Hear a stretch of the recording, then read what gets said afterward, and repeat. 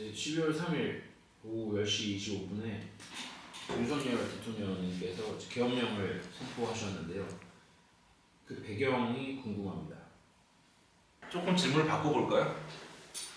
일단은 뭐 지금 계엄과 탄핵이 한국 사회를 뒤흔들고 있는 가장 큰 이슈니까 그 얘기를 안 하고 넘어갈 수는 없겠죠. 이렇게 한번 접근해 보아가면 어떨까? 우선 계엄이라는 게 뭐냐? 거기서 시작을 해야 될 것 같아요. 계엄령을 포고하게 된 배경이 뭐냐? 라는 걸 얘기를 하려면 일단 계엄이라는 게 뭐냐? 마치 네가 커피를 좋아하게 된 배경이 뭐냐? 라고 물어볼 때 커피가 뭔지를 일단 알아야 의미가 생기잖아요. 그래야 그 다음에 배경이 있는 거니까. 사실 그게 계엄이라는 게 도대체 뭐냐? 라고 한다면 거기에 대해서 일단 얘기를 할 수 있을 것 같고, 그거는 그 배경에 대해서는 그건 내용과 관련된 거기 때문에 사람들마다 그 배경을 추측하는 어떤 내용 내지는 그 추측의 내용은 다 다를 수 있겠죠. 근데 사실은 그 배경이 뭐냐? 아무도 몰라요. 윤석열 대통령밖에 모르죠. 왜냐하면 그가 판단해서 그가 한 거니까. 그의 머릿속에 들어간 거 본 것도 아니고 내가 그와 대화를 나눠본 것도 아니고 알 수가 없죠. 그 배경이 뭐냐라고 하는 거 정확하게 추측 내지는 추론을 할 뿐이지 계엄이라는 게 뭐냐에 대해서 얘기할 수 있죠. 1차적으로. 그리고 한국 사회에서 지금 가장 크게 문제가 되고 있는 거는 그 계엄이 뭐냐에 대한 이야기인 것 같아요. 정확히 얘기하면은 국민들이 계엄이 뭔지를 모르는 거예요. 그럼 또 우리 또 질문을 할 수 있죠. 계엄이 뭔지 왜 모르냐? 어떻게 보면 계엄이 뭔지를 모르는 게 당연할지도. 그럼 그게 왜 당연하냐? 그러나 당연하다고 해서 모르는 게 옳으냐? 모르는 것까지는 괜찮을 것 같아요. 근데 문제는 잘못 알거나 해서 그것이 심지어는 액션으로까지 이어지면 그건 문제가 되겠죠. 그럼 일단은 계엄이 뭐냐라는 거에 대해서 일단 알아야겠죠. 그럼 계엄이라는 거는 헌법에 명시가 되어 있죠.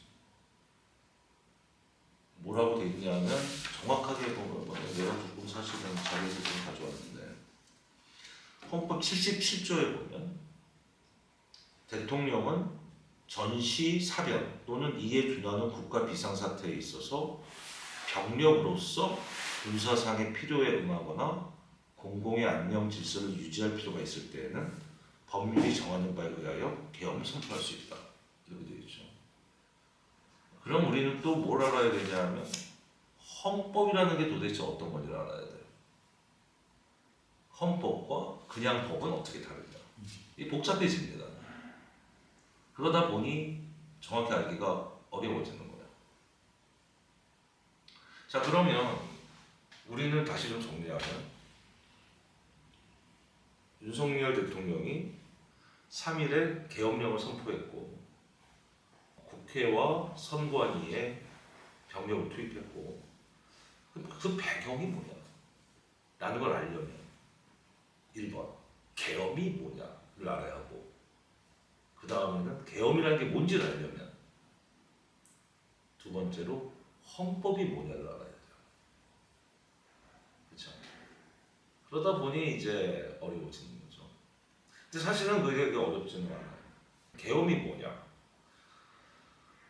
계엄이 이제 헌법에 따르면 그 헌법 77조 2항은 비상계엄과 경비계엄으로 나뉘게 되어 있는데 이거는 이제 비상계엄이라고 했으니까 비상계엄으로 한정시켜서 보면 일단은 여기서 헌법에서 확인할 수 있는 거는 오로지 대통령만 계엄령을 선포할 수 있다. 그러니까 다시 말해서 계엄을 선포하는 건 대통령의 오로지 한 명만 가지고 있는 권한이다. 일단 이거는 헌법에 명시를 하고 있는 거예요. 두 번째로 대통령만이 그것을 선포할 수 있기 때문에 결국 최종 결정은 대통령이 내릴 수밖에 없는 거고 그 결정은 결국엔 대통령의 뜻에 따르게 되는 거죠. 그러면은 여기에 전시 사변 또는 이에 준하는 국가 비상사태를지 아닌지를 판단하는 수 있는 사람은 헌법상으로는 오로지 대통령밖에 없는 거야. 왜냐하면 그만이 이 포고를 내릴 수 있고, 그리고 포고를 내리기 위해서 누군가의 의결이 필요한 게 아닙니다. 의결이 필요하다면 꼭 그렇지는 않죠. 몇 명 중에 몇 명은 찬성하고 몇 명은 반대하고, 대통령은 그런 의지를 가지고 있지만 반대하는 사람이 더 많으면 못한다, 이런 게 아니라는 얘기예요. 그렇게 되면 국무위원도 권한을 가지게 되는 거잖아요. 근데 이거는 대통령이라는 직책을 수행하는 사람만 가지고 있다고 헌법에 명시하고 있으니까 그래요. 자, 일단 거기까지 놓게. 자, 그럼 이제 그 다음 문제가 되는 건 두 번째지. 지금 상황이 여기 나와 있는 대로 전시사변 또는 이에 준하는 국가 비상 사태냐 아니냐 라는 걸 얘기할 수는 있겠지만, 사실 그거는 왈가왈부는 할 수 있겠지만, 대통령도로 야 지금 이렇게 국가 비상 사태냐, 너 잘못했어 라고 얘기는 못해요. 뒤에서 얘기할 수 있어요. 아 저 바보 같은 놈 말이야, 지금 무슨 비상 사태라고 어느 누구도 생각하지 않는데, 뒤에서 뭐 술 마시면서 얘기할 수 있을지는 몰라도, 다시 말해서 공식적인 수준에서 무슨 대통령에 대해서 뭐 문책을 하거나 할 수는 없는 거예요. 왜냐하면 그들이 대통령의 머릿속에 들어가 있지는 않으니까. 그리고 사실 조금 더 얘기하면은 그거는 중요한 건 아닌데, 어쨌든 한국에서 제일 많은 정보를 가지고 있는 사람은 대통령의 가능성이 많기 때문에, 다른 사람이 모르는 정보를 가지고 이거는 비상사태다라고 판단할 수 있는 거니까, 경우에 따라서 뭐 예를 들어 뭐 A라는 국가가 지금 한국과 전쟁을 하기 위해 준비를 했고 지금 막 전쟁을 일으키려고 한다 라는 정보를 얻었다고 가정하자고요. 그 정보는 국민들은 사실 알기가 어렵죠. 선전포고란 것도 아니고 어쨌든 뭐가 언론에도 나온 바는 없어요. 근데 대통령이 어떤 정보망을 통해서 그거를 포착했어요. 그래서 계엄령을 내렸다고 가정합시다. 그런데 막상 안 쳐들어왔어요. 그러면 그 계엄령이 잘못된 계엄령이에요. 그렇게 보는 거죠. 왜냐하면 안 쳐들어왔으니 좋은 거고, 그런데 대통령이 그 정보를 파악을 하고 있었고, 나중에 이제 뭐 대통령이 해명을 하면은 나이스하겠지. 여차여차 정황이 보고 포착되었다라면 나이스하겠지만, 안 한다 하더라도 그거는 국민들이 아 뭔가 있었구나 하고 넘어갈 일이지, 잘했니 못했니 사실 문제는 아닌 거죠. 법적으로 보면. 자, 그럼 1번 여기서 우리가 이제 도출할 수 있는 거는 결국에는 계엄령이라는 것을 내리고, 지금이 계엄 상황이여 국가 비상 상황이라는 것을 판단하는 주체는 대통령일 수밖에 없다. 그럼 거기에 대해서 일단 법적으로 왈가왈부할 수는 없다. 국민들의 99.9%가 비상사태라는 걸 인지하지 못했다 하더라도, 혹은 비상사태라고 판단하지 않는다 하더라도, 이것 자체를 가지고 문제 삼을 수 있는 것은 아니다. 그거는 헌법에 대통령의 권리로 명시가 된 거니까. 그 다음에 문제 있을 수 있죠. 그러니까 모든 건 다 대통령은 헌법에 준해야 되거든요. 나중에 이제 헌법에 대한 얘기를 하겠지만, 헌법에 어떤 의미를 가지는 것이 사실 그게 더 포인트인데, 헌법에 뭐라고 또 되어 있냐면 5항에 국회가 제적의원 과반수의 찬성으로 계엄의 해제를 요구한 때에는 대통령은 이를 해제하여야 한다고 되어 있단 말이에요. 근데 만약에 국회가 표결을 하지 못하게도록 봉쇄를 했거나, 정확하게는 봉쇄를 시도한 게 아니고 봉쇄를 했거나 정말로, 그래서 표결을 못했어요. 혹은 표결을 했음에도 해제를 안 하고 밀어붙였거나, 이런 헌법 위반이 됩니다. 자, 그러니까 해제를 했다는 거에 대해서 아무도 문제를 삼지 않겠죠. 왜냐면 해제를 바로 했으니까. 근데 문제가 되는 건 국회에 군인들이 깔렸고, 그리고 이제 국회에 진입을 했고, 근데 그것 자체가 중요한 거는 어떤 의도였냐는 아무도 몰라요. 우리가 의도를 가지고 얘기를 하면 법적으로 설명을 어떻게 뭐 할 수가 없어요. 그렇잖아요. 법적으로 무언가를 우리가 얘기할 때는 언제나 행위를 가지고 해야 되거든요. 행위와 주체. 그러니까 그에 걸맞는 주체가 행위를 했느냐, 그리고 어떤 행위를 했느냐, 이 두 가지를 가지고 있는 거란 말이에요. 그런데 주체 쪽 문제가 없죠 지금. 그런데 문제는 이제 국회에 뭐 들어가고 한 걸 어떻게 봐야 하느냐. 근데 일단은 국회를 봉쇄하지 않았다는 건 이제 결과적으로 분명하잖아요. 너무 스무스하게 다 들어가서 의결까지 1시간 반 정도 걸린 거로 알고 있는데 이게 뭐 각자 집에서 다 모이는 거고 1시간 반이면 오히려 놀라울 만큼 빠른 의결이라고도 볼 수 있거든. 사람이 11시에 집에 있다가 어디서 모여라 그래가지고 투표를 했는데 그게 전체 시간이 1시간 반이다. 그게 사실 좀 이상한 거에 가깝지. 어쨌든 그 얘기는 결국에는 의결을 방해했거나 라고 하기엔 좀 어렵죠. 그건 매우 어렵죠. 상식적으로. 뭐 보기에 따라서 뭐 아닐 수도 있겠지. 그리고 결과가 중요한데 결과적으로 의결을 했잖아요. 1시간 반이라는 것도 하나의 결과고. 그러니까 이것도 저촉되긴 힘들죠. 지금 이제 보면은 국민들이 정서적으로 이 계엄에 대해서 큰 거부감을 가지고 있는 게 사실이고 그 거부감의 실체가 뭐냐라고 한다면 그건 뭐 나도 모르겠어요. 그건 그냥 판단일 뿐인데 내가 지금 얘기하려고 하는 건 매우 형식적인 얘기를 중심으로 하려고 하는 거거든. 어떤 사태에 대한 판단을 최대한 배제하고 어떤 형식만 놓고 봤을 때 이렇다는 거. 다시 정리하면 헌법에 대통령은 계엄을 선포할 권한을 가지고 있다. 헌법에 명시가 안 돼 있으면 그거는 계엄령 같은 순간 그건 혁명이 되는 거고. 그리고 계엄을 수행하는 과정에서 어떤 절차들이 문제가 있었냐 라고 하는 건 적어도 헌법 수준에서는 문제될 거는 없어 보인다. 헌법 수준에서는. 그런데 그 하급 법에서는 문제가 될 수 있을 수도 있을 수 있죠. 근데 문제는 뭐냐면은 대통령이라는 직책은 재임 기간에 뭐 형사소출을 받지 않는다라는 항이 있어요. 그러니까 다시 말해서 형사라는 건 뭘 의미하는 거냐면 민사하고 다르죠. 민사는 개인끼리 뭔가 이제 그래서 민사를 사법이라고 하죠. 민사는 이렇게 쓰고 민사. 그런데 이거는 요거에 해당되는 게 이제 민법이잖아요. 근데 민법은 뭐라고도 하냐? 사실은 이게 더 정확한 표현이 사법이라고 하죠. 개인사자를 쓰죠. 그러니까 개인들 사이에서 분쟁이 있을 때 그거를 해결하는 법이라는 뜻일 거고. 다음에 이제 우리가 형사라고 할 때는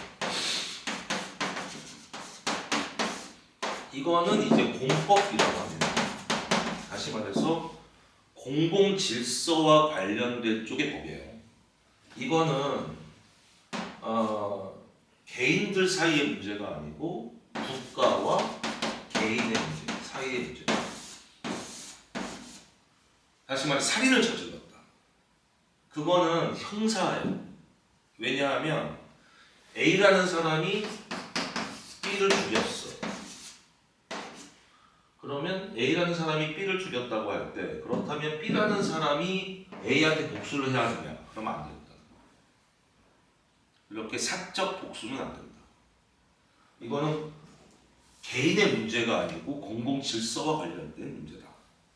따라서 B의 유가족들이나 B와 관련된 사람들은 국가에게 위임을 하는 거예요.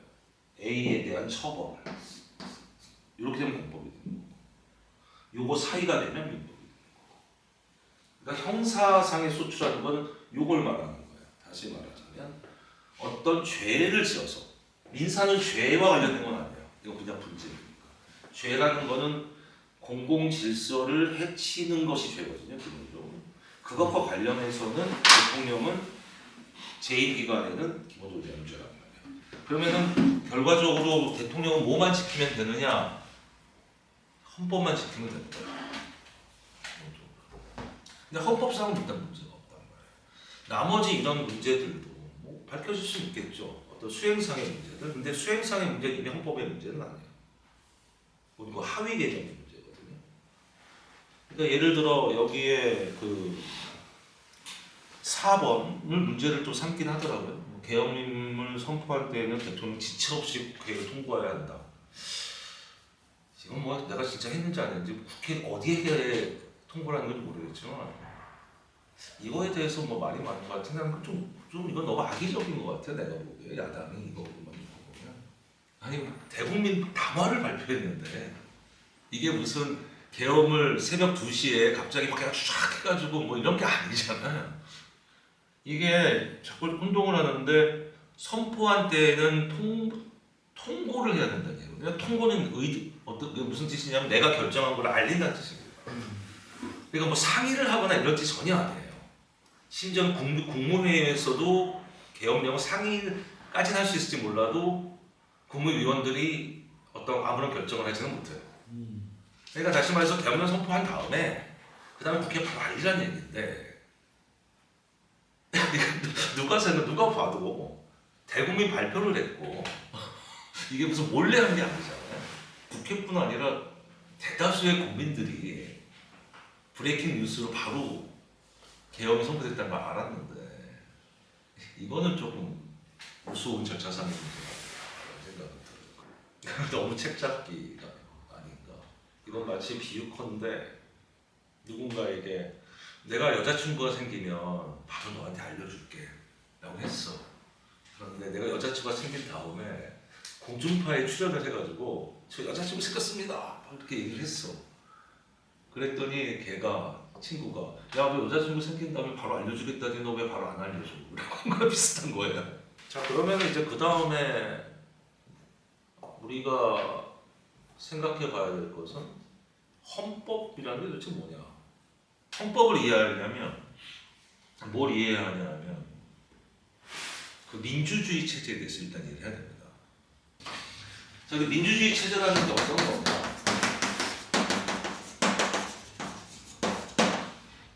그 민주주의 체제라는 건 우선 내가 생각할 때는 인류의 가장 큰 혁신이 아닌가 생각해요.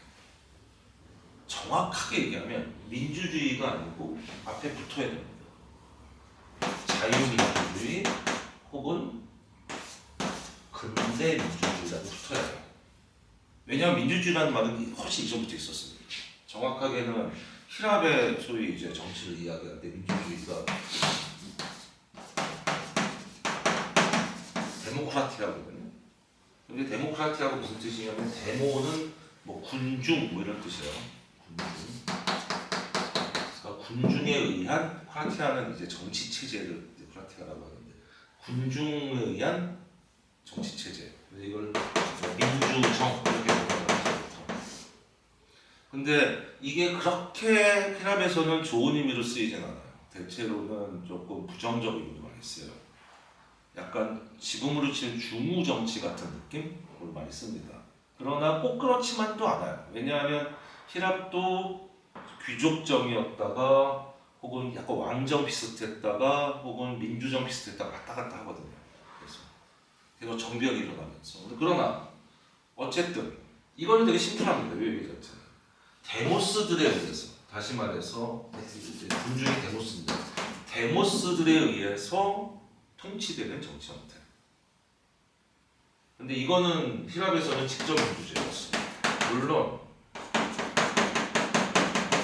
직접 민주정이었지만 노예들이 굉장히 많았기 때문에 노예들은 빼고 자유 시민들이 모여서 이제 도편이라고 이제 이런 투표할 때 이제 도자기 조각 같은 걸 이렇게 해가지고 보통 이제 이렇게 해서 찬성 반대 이런 식으로 합니다. 어쨌든 간에 근데 이게 이제 이러다 보니까 문제가 되는 건 뭐냐면은 민중들이 정확한 정보를 가지지 않고 약간의 기분 따라 혹은 설득력 있는 누군가의 그러나 맞지 않는 이야기에 이제 매료가 돼가지고 잘못된 선택을 하는 경우들이 너무 많은 거예요. 사실 그렇잖아요. 사람이 어떤 문제에 대해서는 전문가 집단이 있고 아닌 집단이 있고 이런데 전문가가 아닌 사람들이 전문가가 다뤄야 될 걸 뭘 하다 보면 그러다 보면은 결국에는 전문가 말을 들어야 되는데 그 전문가 말이 맞는 말을 한다고 해서 꼭 매력적이진 않거든. 그럼 틀린 말을 하는데 매력적으로 말을 할 때 그 사람에게 쏠리는 경향이 있습니다. 어쩔 수 없이. 그건 대부분 그렇잖아요. 그건 우리가 일을 할 때도 어느 누군가가 정말 실력 있는 전문가인데 그 전문가가 실력이 있으니까 정작 말은 잘 못하고 그러면 이제 실력 없고 말 잘하는 전문가의 말이 옳다라고 비전문가들이 따라가는 경우들을 많이 볼 수 있어요. 어쨌든 그렇습니다. 그러니까 이건 사실 오래된 건데 그렇기 때문에 우리가 자유민주주의, 근대민주주의라고 붙이는 거예요 앞에. 그러면 자유민주주의나 근대민주주의가 뭘 말하는 거냐? 여기서 등장하는 헌법. 이건 매우 얘는 헌법이 없어요. 얘는 법에 의한 지배가 아니에요. 법에 의한 지배가 아니에요.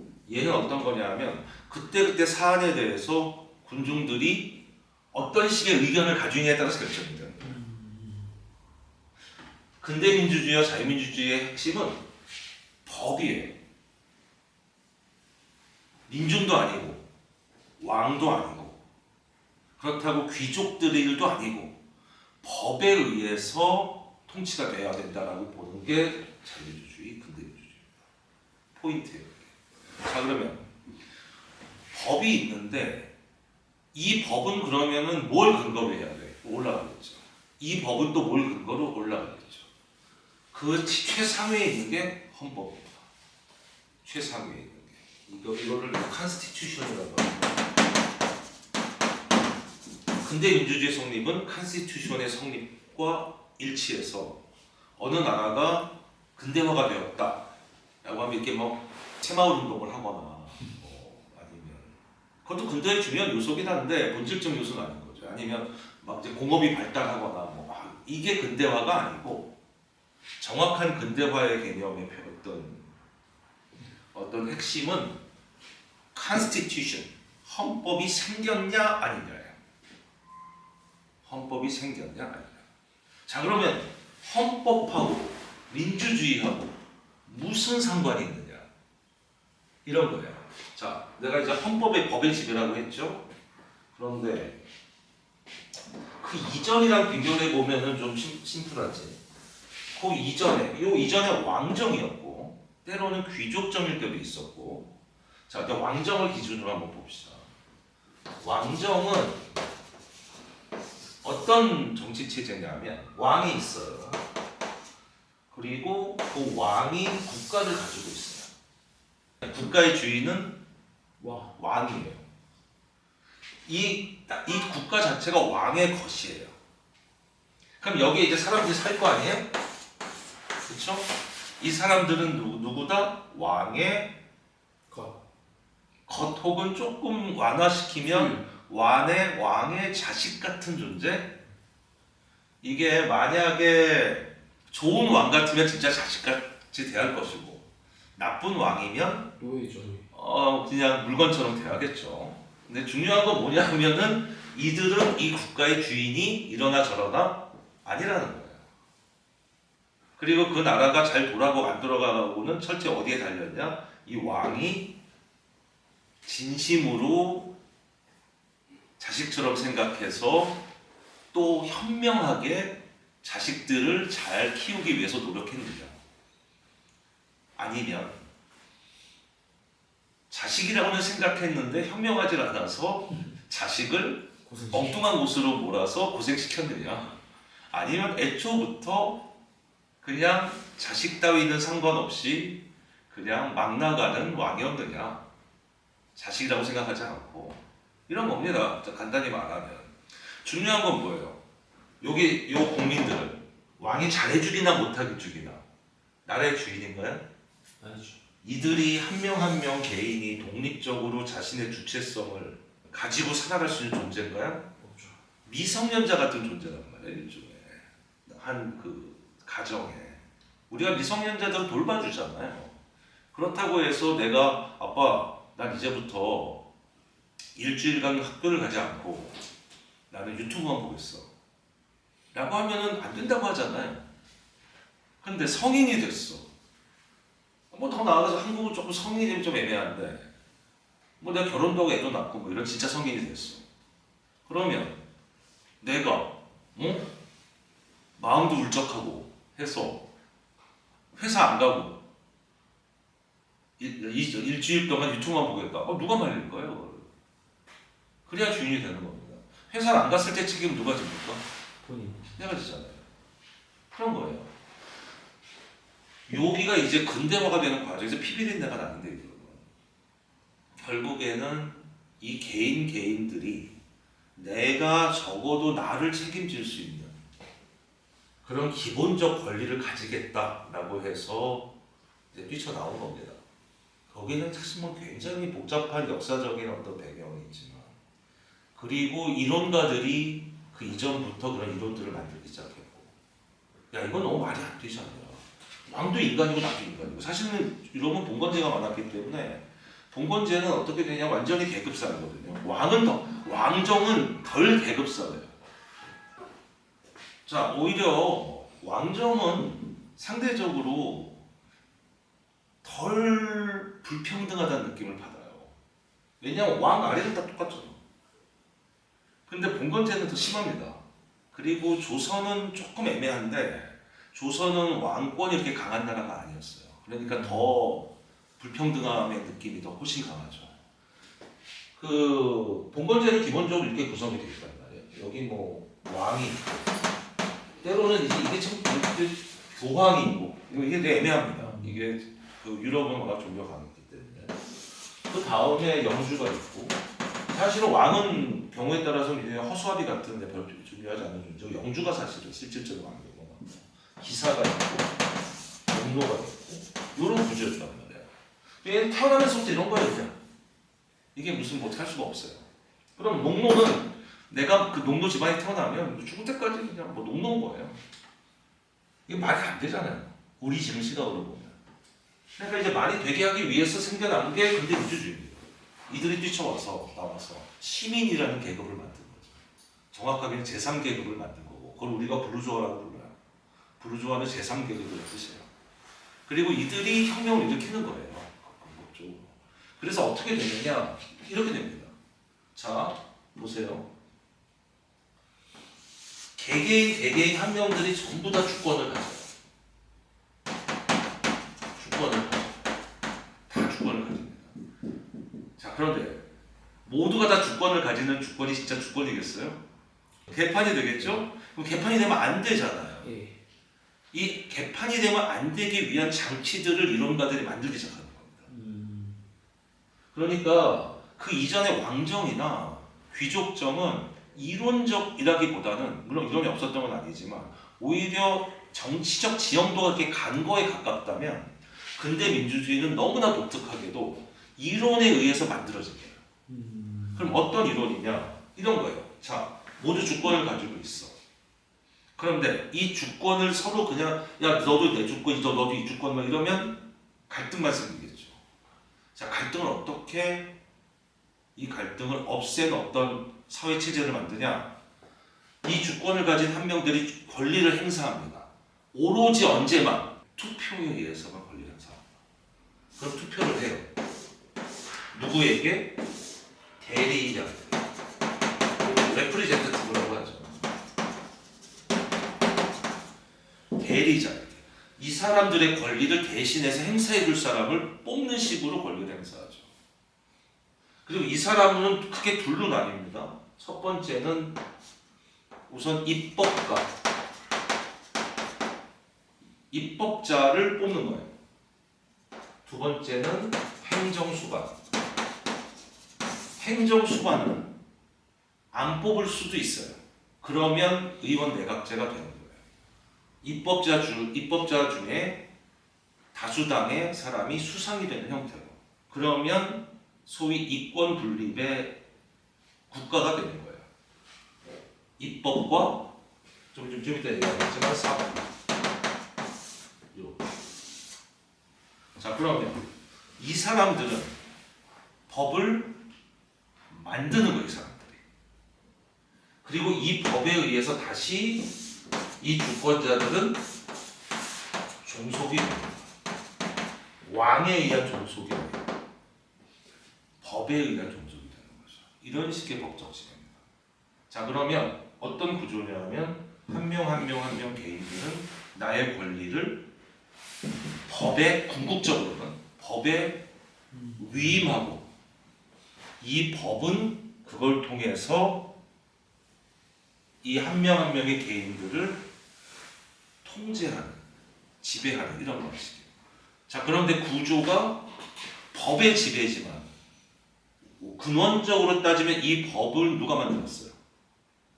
국회, 그 국회는 누가 구성하나요? 국민, 그럼 궁극적으로 누가 만든 거예요?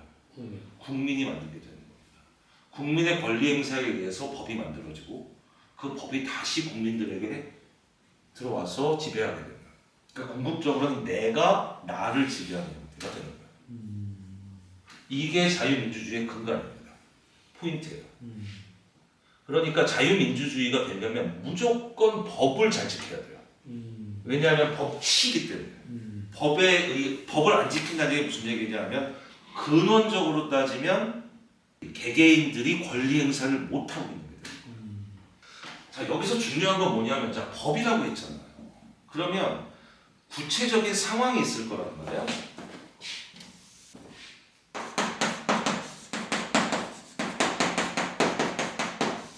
구체적인 상황들이 있을 거란 말이에요. 예를 들어 어떤 상황이 벌어졌어요. 그러면 그 구체적 상황에 법을 적용해야 되는 상황도 있을 수 있겠죠. 입법이 아니고 법을 실행하는. 그러면 이 A라는 법을 여기 적용해야 되냐, B라는 법을 여기 적용해야 되냐 이런 걸 논의해야 하잖아요.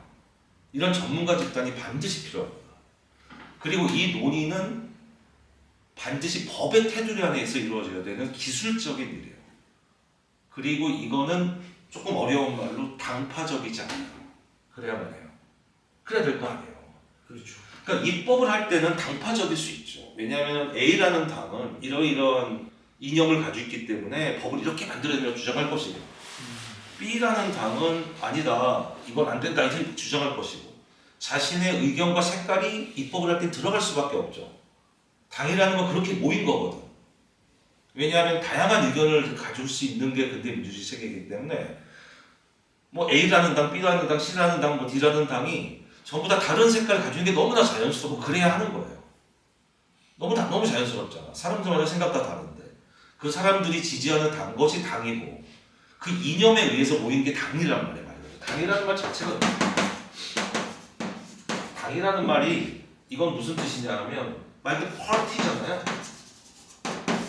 영어로 파티가 무슨 뜻이에요? 한쪽 편 이런 뜻이에요.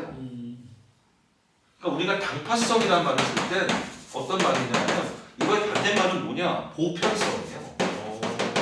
그러니까 보편적으로 어떻다라는 게 아니고 너도 맞고 너도 맞아. 이게 뭐 크게 보면 다 맞지가 아니에요. 당파성이라는 거. 나는 이게 맞다고 생각하고 너는 이게 맞다고 생각하고 자, 이게 맞다는 사람들 모여라. 그래야 당파성이다. 그래야 당이 되는 거. 그러니까 지금 뭐 당대표 뽑거나 할 때 여론조사하고 하잖아요. 이게 말도 안 되는 짓이에요. 미국도 사실 그런 짓을 하고 있는데 왜 말이 안 돼? 여론조사를 할 때 그냥 랜덤하게 하잖아요. 그러면 예를 들어 당대표 뽑을 때 여론조사 비율이 있단 말이에요. 말도 안 되는 짓이에요. 왜?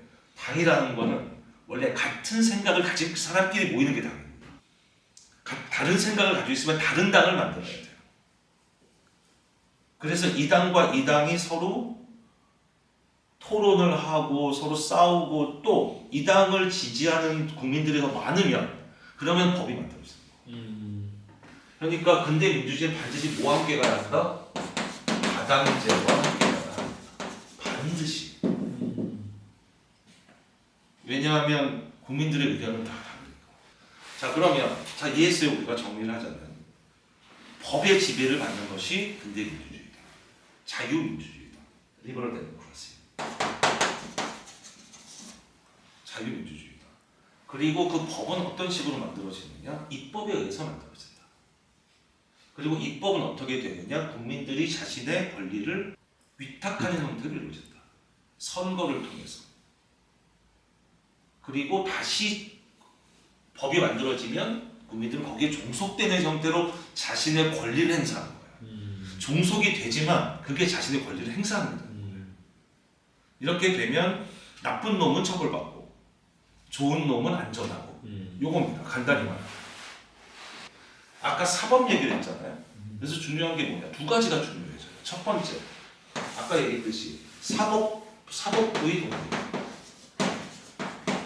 이거는 단파성하고 상관이 없죠. 아까도 얘기했지만. 요거는 정확하게 법에서 얘기하는 대로 공평무사하게 공정한 판결을 내리면 되는 거예요.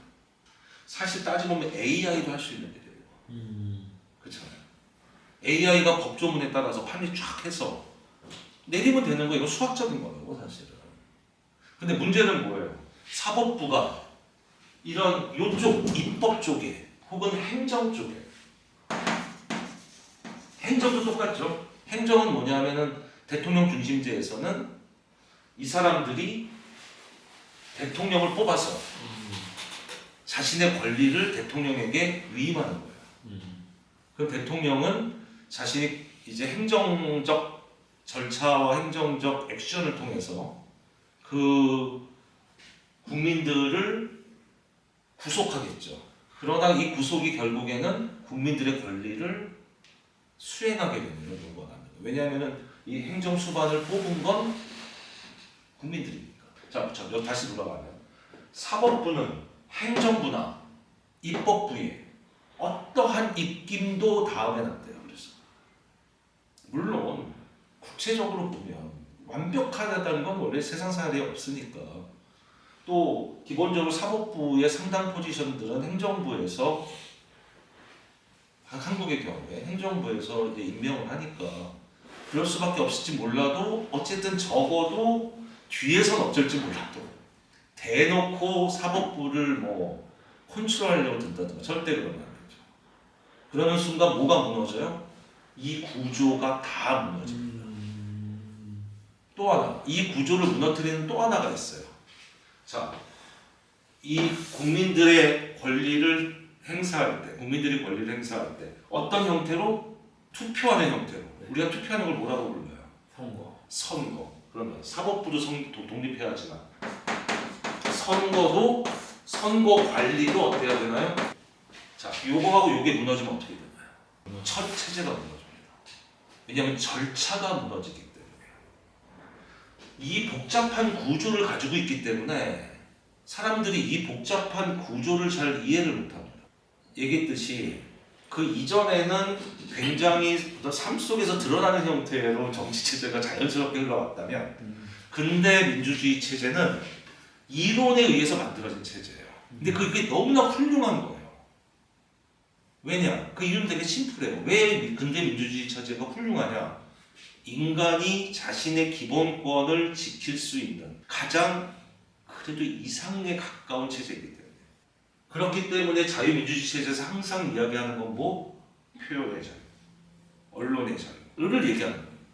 어느 누구나 어떤 생각이든 다 할 수 있다는 거예요.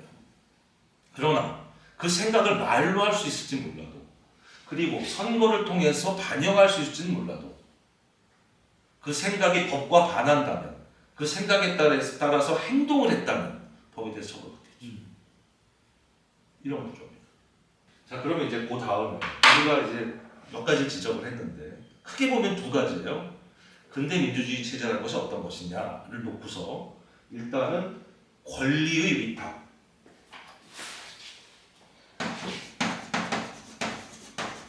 뭐 위임이라고 합시다.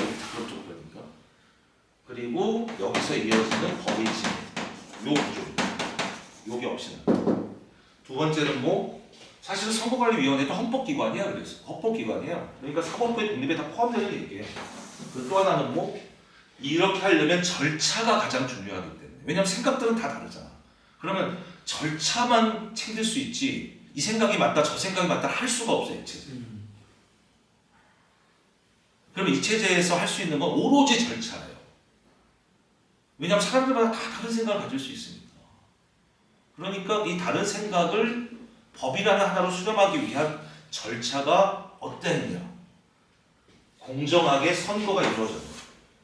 그리고 법이 만들어진 다음에 그것이 실제로 국민들에게 적용될 때 공정하게 적용됩니다. 두 가지만 지키는 거. 여기에 포인트가 있어요. 이게 자유민주주의 핵심이고, 아까 처음에 제가 민주적이라는 말은 그 이전에 있었다고 했잖아요. 요거와 대비되는 게 소위 이른바 인민민주주의.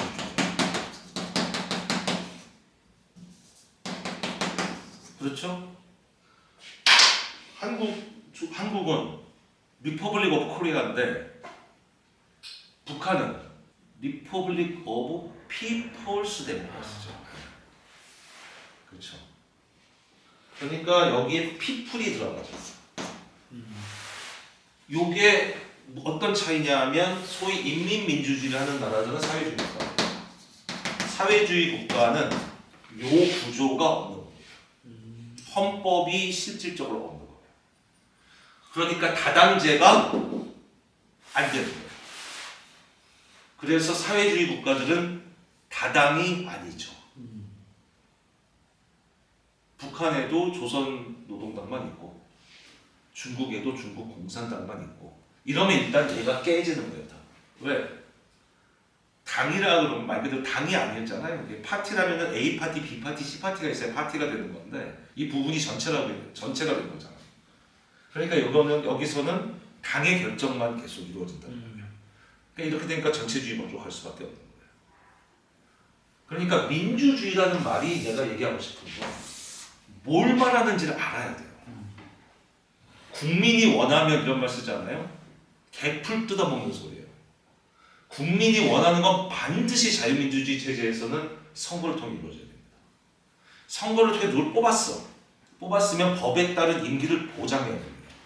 정말 심각하게 헌법에서 규정하고 있는 잘못을 하시기 전까지. 그런 겁니다. 그러니까 국민이 원하는데 그 국민이 누군지도 몰라요. 그리고 언제 원하냐. 그냥 갑자기 오늘 아침에 일어나가지고 저 국회의원 저거 내려와야겠는데? 라고 해서 내려올 수 있는 게 아니에요. 심지어 한 지역구에 100명의 주민들이 산다 합시다. 주민 중에 100명이 전부 다 국회의원 끌어내려야 돼 라고 생각한다고 그 국회의원이 끌어내려지는 게 아니에요. 왜? 국회의원은 선거에 의해서 나의 권리를 위임했고 임기가 보장돼 있고, 그러면 내가 저 국회의원이 마음에 안 들어여서가 아니라 이 사람이 법적인 어떤 위법 사항이 있어야지 그게 이제 사실은 면책특권이 있긴 한데 어쨌든 그래야만 내려올 수 있는 거지, 내가 싫어 라고 한다고 내려올 수 있는 건 아니에요. 언제가 김제동이 무슨 대한민국 민주공화국이다, 국민 주권을 가진다, 법에 써있다. 그러니까 박근혜는 내려와야 된다, 국민이 원하지 않느냐, 개풀 뜯어먹는 소리죠. 국민의 주권은 뭐를 통해서 발현한다? 투표. 그리고 결국에는 법에 의해서 발현한다. 그러면 만약에 박근혜가 당시에 헌법에서 규정한 내란이라든지 이런 기본은 내란이거든요. 내란이라고 또 얘는 또 긴데, 다시 말해서 요 체제를 흔들었냐 안 흔들었냐. 요 체제를 흔들면 대통령도 물러나야 돼요. 요 체제를 흔들면.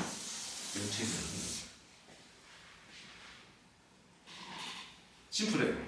그러니까 한국은 자유민주주의 국가니까 요 체제를 흔들면 물러나야 되는 거예요. 만약에 자유민주주의 체제가 아니면 또 다르겠지. 자, 그러면은 이제 사실은 저 지난번 정권 때 그 자유자를 떼려고 되게 했었는데, 근데 헌법 전문에 그렇게 되어 있습니다. 사실은 대한민국은 민주공화국이다. 민주공화국이란 말만 가지고는 인민민주공화국, 민주주의 공화국인지 자유민주주의 공화국인지 알 수가 없죠. 근데 전문에 뭐라고 되어 있냐면 유구한 역사와 전통에 빛나는 블라블라블라블라 하고 자율과 조화를 바탕으로 한 자유민주적 기본 질서를 더욱 확고히 하며 라는 전문의 내용이 있어요. 헌법에. 여기에서 한국은 자유민주주의 국가가 되는 거예요. 그런데 이 체제를 흔들었다. 그러면 뭐가 되냐 하면 이 다음에 형벌이 됩니다.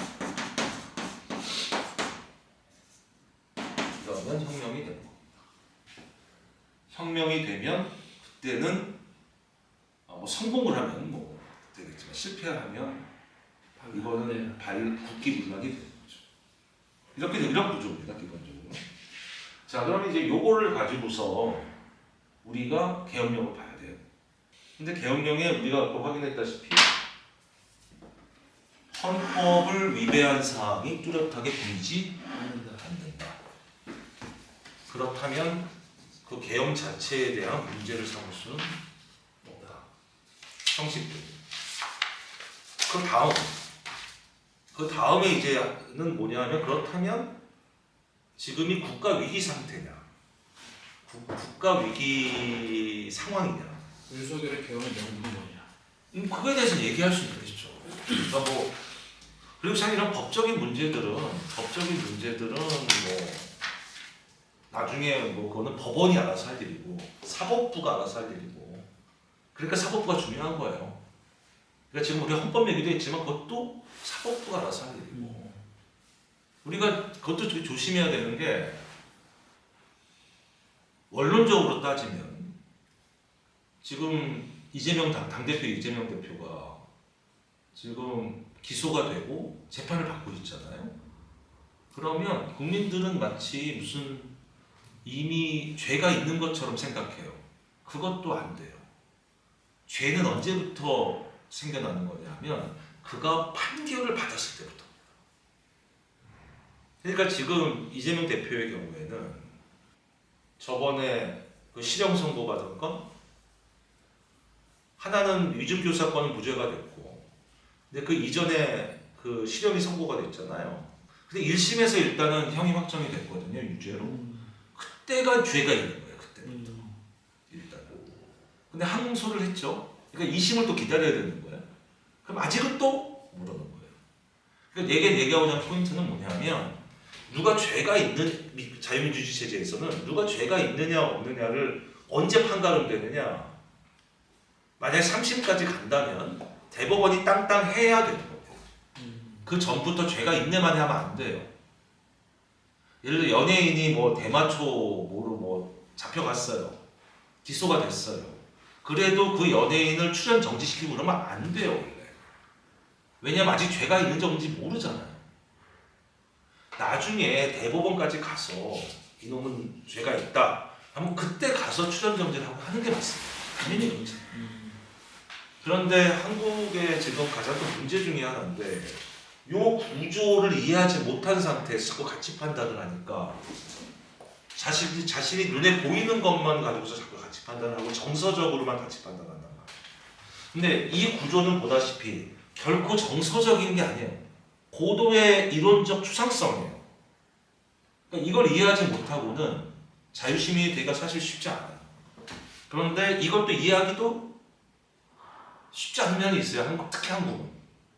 그러니까 교육이 제대로 잘 이루어지지 않았고 자유민주주의 체제를 신봉하는 사람들이 이론이 좀 약했고 한국은 뭐 그런 면이 있습니다. 이거는 뭐 윤석열 대통령의 뭐 계엄령과 관련된 이런 것들의 법적인 문제들은 사법부에서 알아서 할 것이고 우리가 봐야 되는 건 일단 헌법에 준했을 때 이게 뭔가 잘못되어 있냐 아니냐라는 걸 판단할 수 있겠죠. 그것조차도 사실은 뒤의 일이지만 그러니까 지금 가장 내 눈에 거슬리는 거는 민주당에서 뭐 불법 위법한 이건 말이 안 되는 거예요. 그거는 그들이 판단할 문제가 아니에요.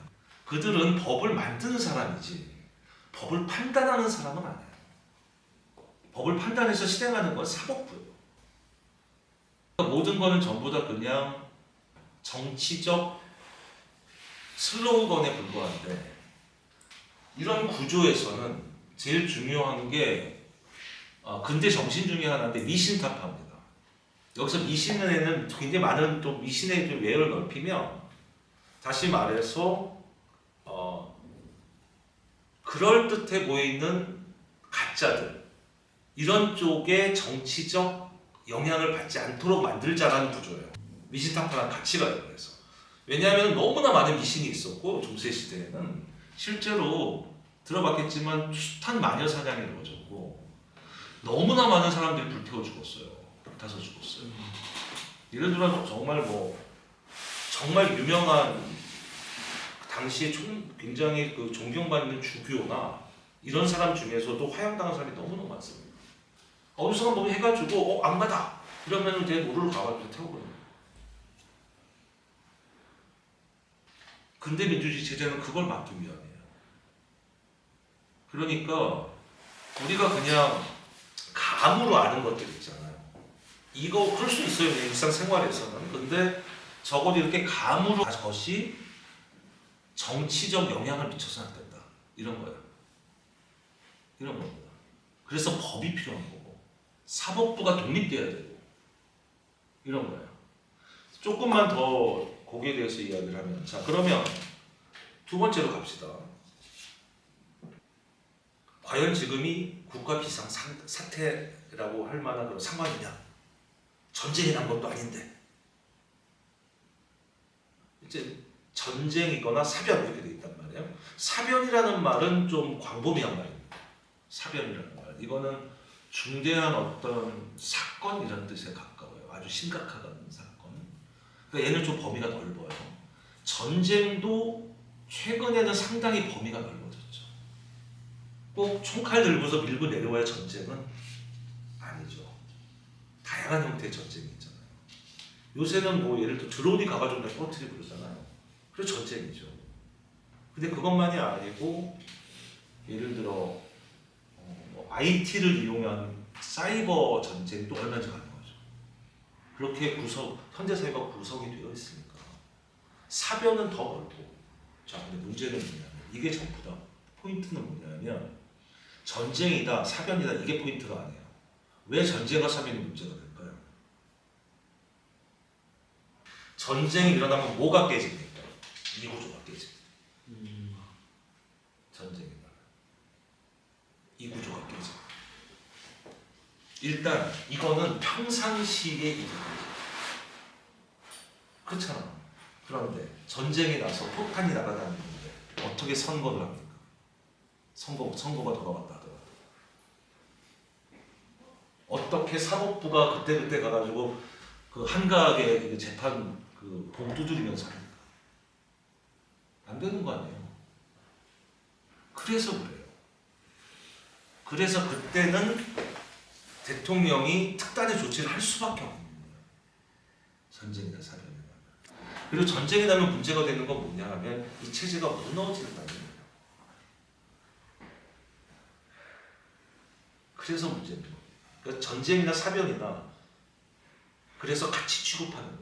전쟁은 외적으로 봤을 때, 외적인 어떤 침입에 의했을 때, 외적인 어떤 충격에 의했을 때 이때 전쟁이라고 하는 거고 내적인 어떤 충격에 의한 걸 사변이라고 합니다. 내적인 충격이라는 거는 꼭 외국이 아니고 내국에서 무언가 어떤 형태로든지 이 체제를 흔드는 뭐가 있을 수 있잖아요.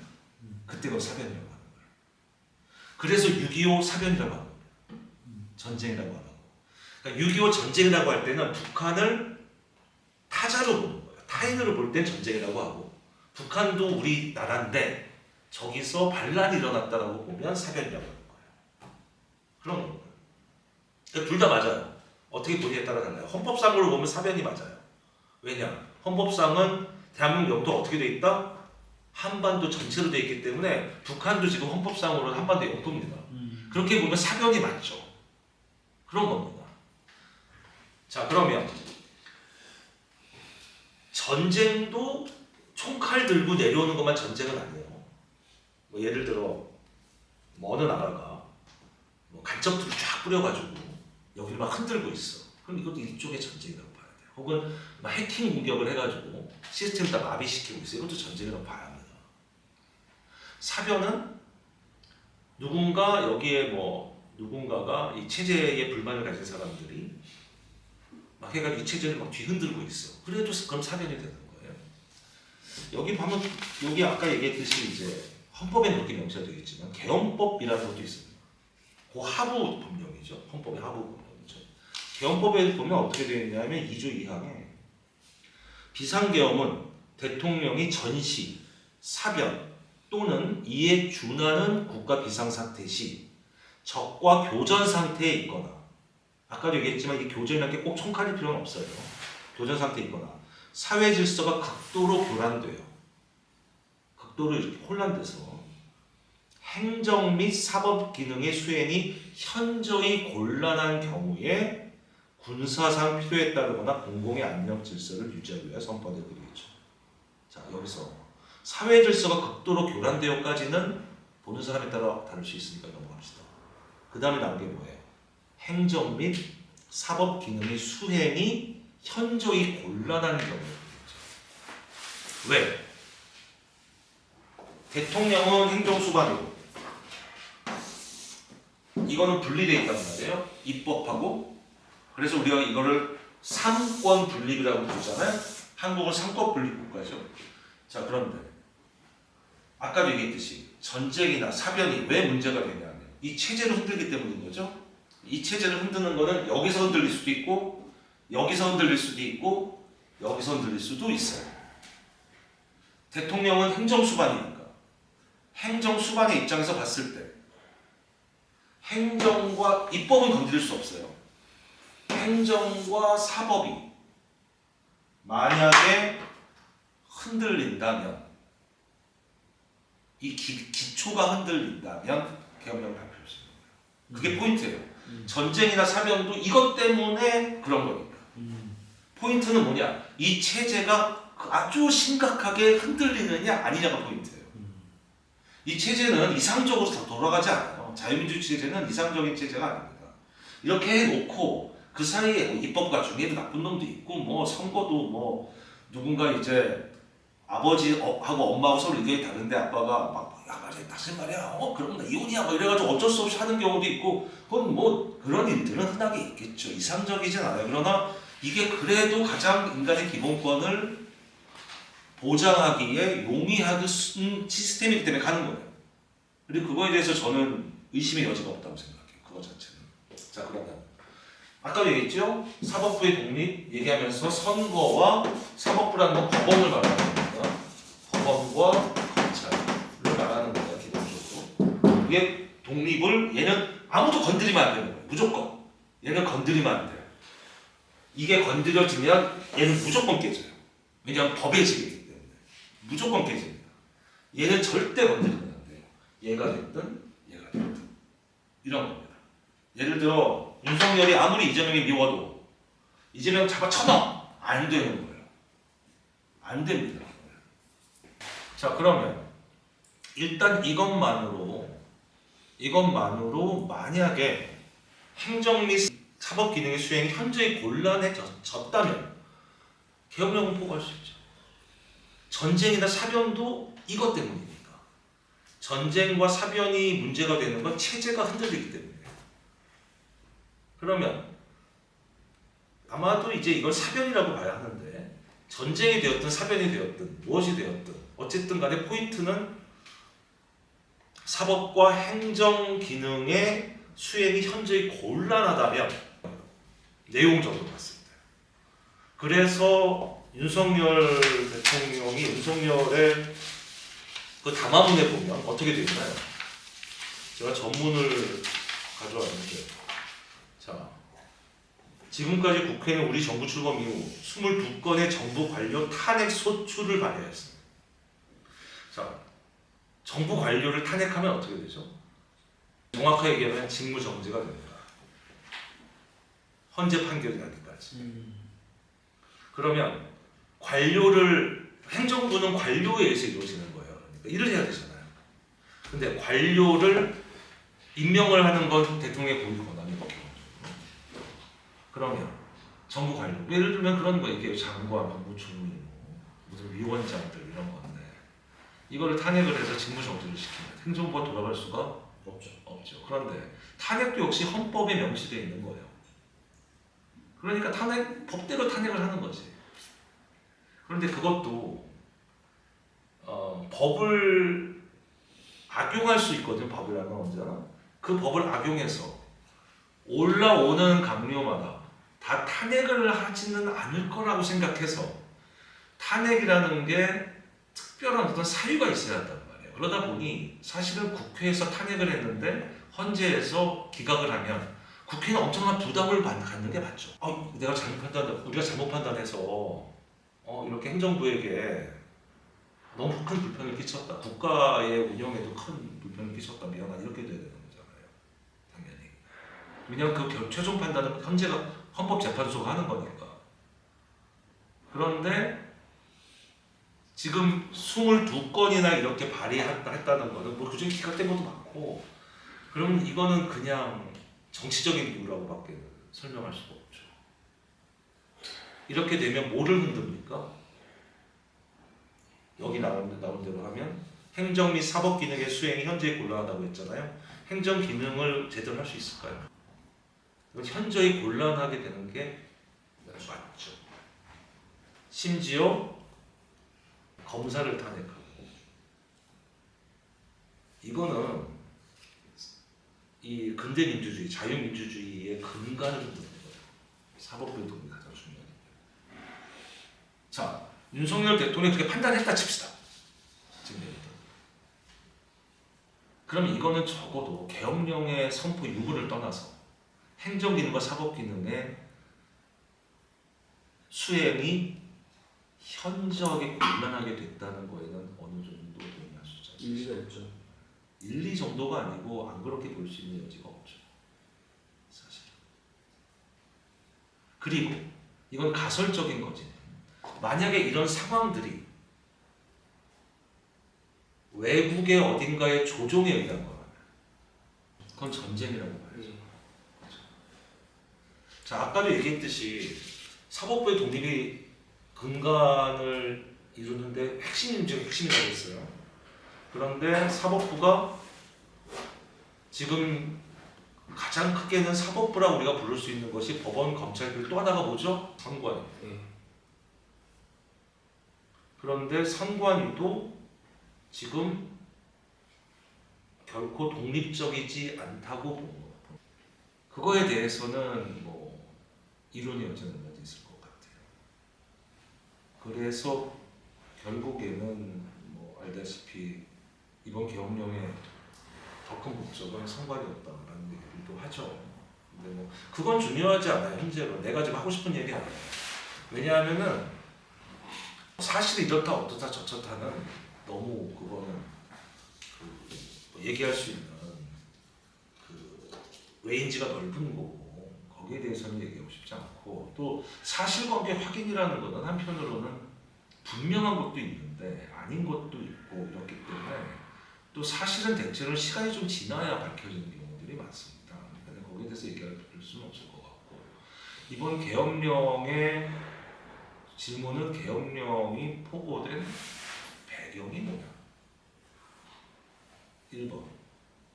그러려면 우리가 계엄이 뭔지를 알아야 한다. 그럼 계엄이 뭔지를 알려면 뭘 알아야 하냐면 계엄령이라는 것을 선포할 수 있는 주체가 누구고, 그 계엄령이 내용이 뭐냐, 이 두 가지가 중요합니다.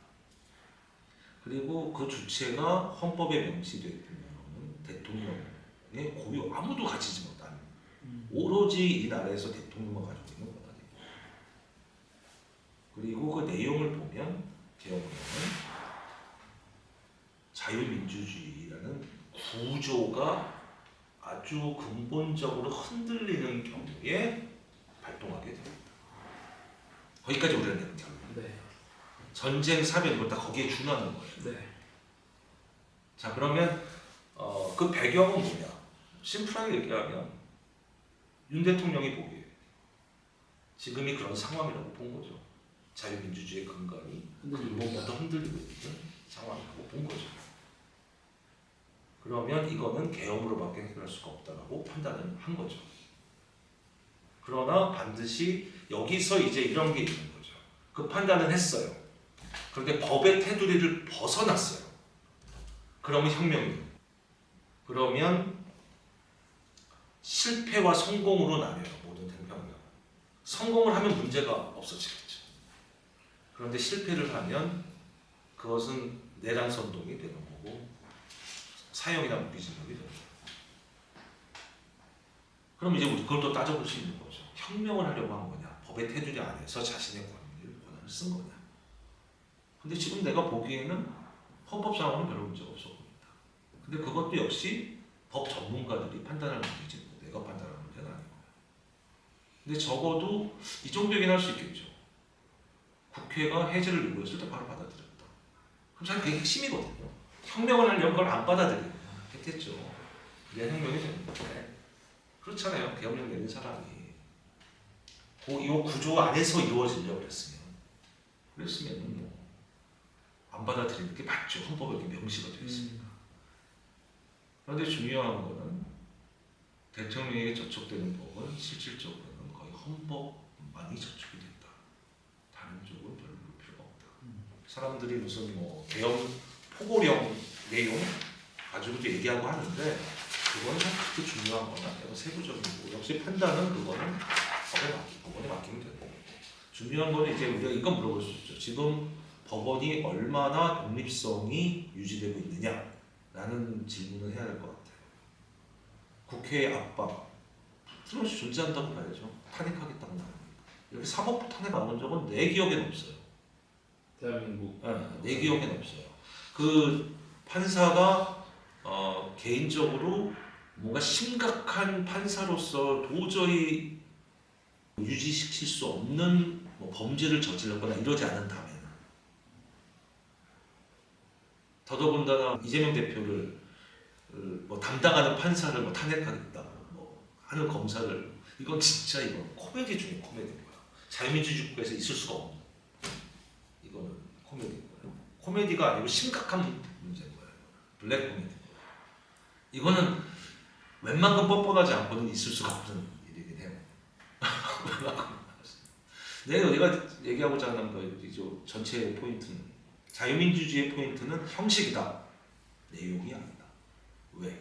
자유민주주의는 생각이 다른 모든 사람들이 함께 공존한다고 가정하고 만들어진 체제이기 때문에 그리고 그 생각은 한 명 한 명의 기본권을 이루는 바탕이기 때문에 누구나 자기 생각을 말할 수 있어야 하고 내가 어떤 생각이든 할 수 있어야 하기 때문에 그렇기 때문에 형식일 수밖에 없다.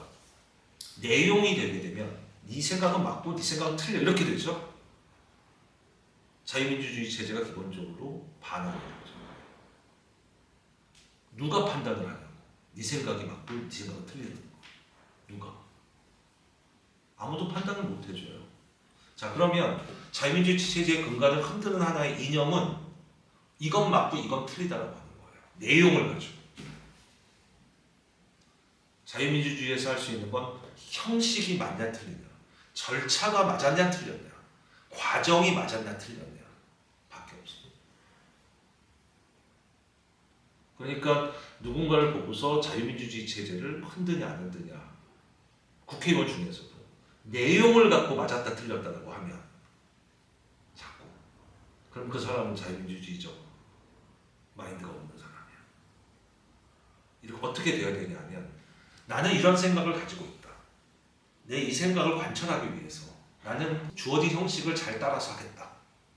그래서 이 형식에 따랐을 때 내 생각이 법을 통해서 관철되도록 난 노력하겠다.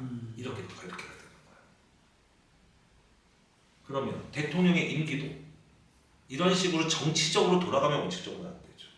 만약에 정말로 헌법상의 문제가 있어서 대통령이 헌법에 어긋나는 어떤 행위를 했다 라고 하면 그러면 뭐 탄핵을 할 수도 있고 그것도 역시 헌법에 명시되어 있는 거예요. 탄핵. 계엄령이 헌법에 명시되어 있는 대통령의 권한이든 탄핵도 헌법에 명시되어 있는 입법가의 정말 국회의 권한이라고 그 권한 행사하는 거예요. 그런데 문제는 탄핵에도 국가 내란이라든지 이런 아주 심각한 근대 민주주의 체제를 뒤흔드는 경우에만 탄핵을 할 수 있는 거예요. 그것도 왜 그러냐? 그것도 심플해요. 국회는 여러 사람이 모여 있잖아요. 그러니까 거기서 여러 사람의 그러니까 집단 지성에 의해서 움직이는 것이고 대통령이라는 존재는 한 명이잖아요. 근데 어떤 또라이 같은 대통령이 이 체제를 흔들려고 그러면 막아야 될 거 아니에요.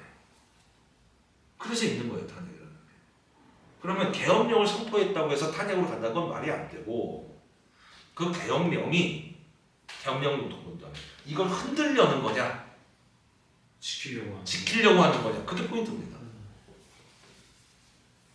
그건 이제 국민들이 판단을 해야 되는 거죠. 이 구조를 가지고서 이거를 흔들려고 한 사람이 누구냐. 그런데 여기서 내 얘기를 하자면 이거는 누가 봐도 흔든 건 민주당 쪽이지 대통령일 수는 없어요. 왜냐면 대통령이 뭘 한 게 없거든.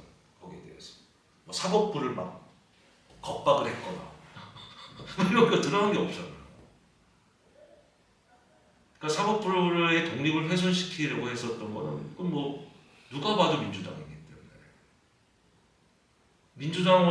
민주당 사람들은 법에 의해서 했다고 할지 모르겠지만 그것도 정확하게 보면 법에 따라 한 건 아니거든. 정말로 법에도 찾아보진 않았지만 심각한 어떤 누군가의 A라는 판사의 비위가 있어야 돼요. 탄핵을. 근데 뭐 당대표 담당인데 뭐 기소장 발급했다고 뭐 이래갖고는 이게 뭐 안 되는 거예요. 이게 중앙지검장 탄핵 뭐 이게 뭐 이렇게 되면 사법부가 정치적 영향 없이 판결 내릴 수 있겠습니까? 절대 없죠. 그런 문제입니다. 그거는 국민들이 판단하는 거예요. 형식적으로 보면 좋습니다.